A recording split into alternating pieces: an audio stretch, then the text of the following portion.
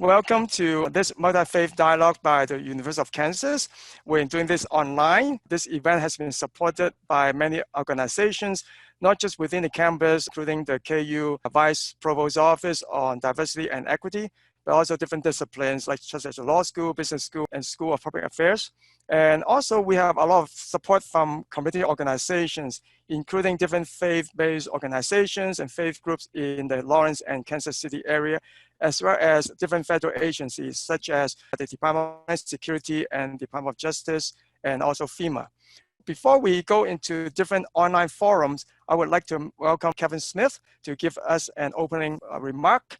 Mr. Smith is the director for the DHS Center for Faith and Opportunity Initiatives. He's also a certified emergency manager who has worked with different faith-based organizations for more than 20 years. And before that, he was working in different emergency management initiatives and also in nonprofit organizations, helping different communities. As the director of the DHS Center for Faith and Opportunity Initiatives, Mr. Smith and his team promote developing partnerships between the public, faith, and community-based organizations in different efforts, especially in the area of emergency management. Thank you for joining us. The floor is yours.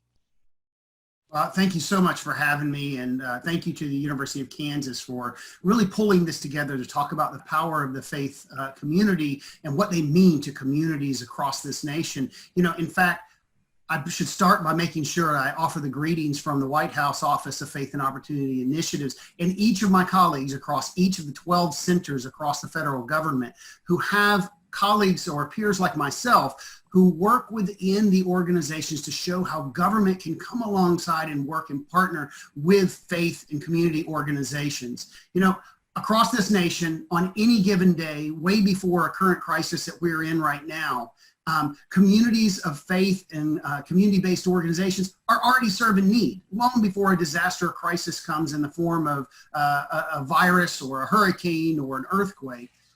You're already serving the need in the communities, and the power of that faith network is often not understood, sometimes by our emergency management, but definitely by our general population, our citizens of the United States. So I'm honored to be able to kind of talk about that, the power of that faith network and helping prepare our citizens both before disasters occur, also how we respond and help communities recover together, and the power of the faith network.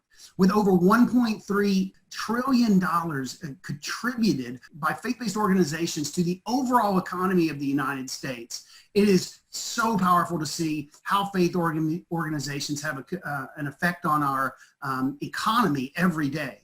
So when we talk about getting ready for preparedness, we talk about our institutions of learning. We talk about our colleges, our elementary school, and our high schools. How do we engage the learning institutions? Because that's the way we educate people, right?